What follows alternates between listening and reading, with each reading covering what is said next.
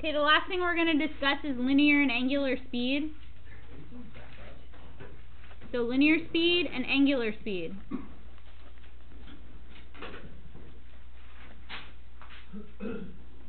The equation for linear speed is W equals theta over t, and the equation for the equation for linear speed is V equals S over t. S is the arc length, so we know from before that arc length is r theta. So r theta over t, and theta has to be in radians. Angular speed is W equals theta over t.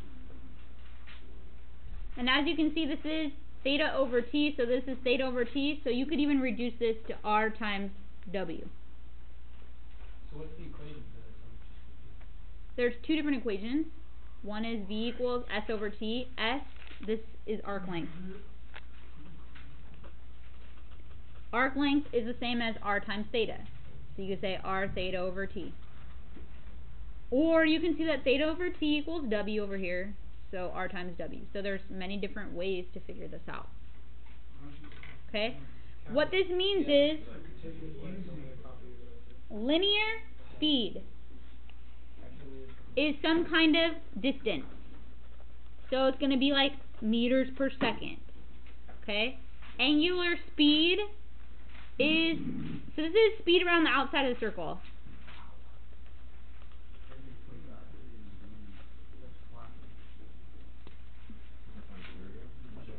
So if you were to lay, like if you're talking about the wheels on a car and you were to lay out like the wheels like this, but you were able to lay out the wheel, it would tell you like meters per second, feet per second, etc. Angular speed talks about speed of rotation.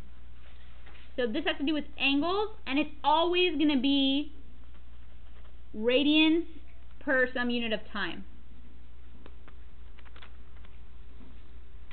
So this one could be like meters per second, feet per second, miles per hour. This one's always going to be radians per second, radians per hour, radians per minute. This one's always going to be radians and time.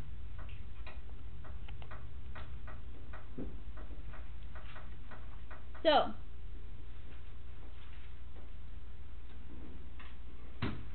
let's say an example is a boy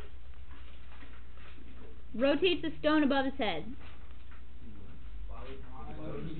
He's rotating a stone in a sling. What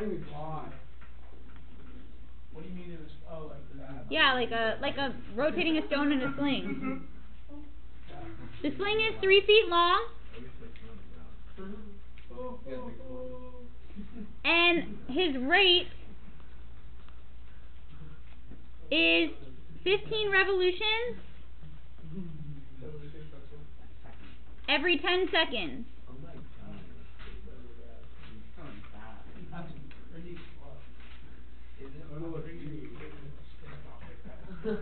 So find the angular and linear speeds. It is easier to find the angular speed first because once you have the angular speed, you just have to multiply by the radius to get the linear speed. So, I'm going to find the angular speed first. So, angular speed, W equals theta over t. Now, theta is the angle. So, the way we're going to think about this is making 15 revolutions. One revolution is one circle. How much is one circle in terms of radians? Because these are both in terms of radians. 2 pi. Good. 15 times 2 pi. Absolutely. So it's 15 times 2 pi divided by, how many seconds does it take him to do it in? 10 seconds. 10 seconds. So, 15, so that's 30 pi over 10 seconds, which is 3 pi. 3 pi 3 pi seconds. radians per second. No, it's pi.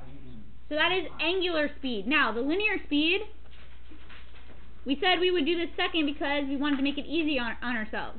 Again, it was v equals s over t, which is the same thing as r times theta over t. And here, we already used theta over t. So we can say r times w.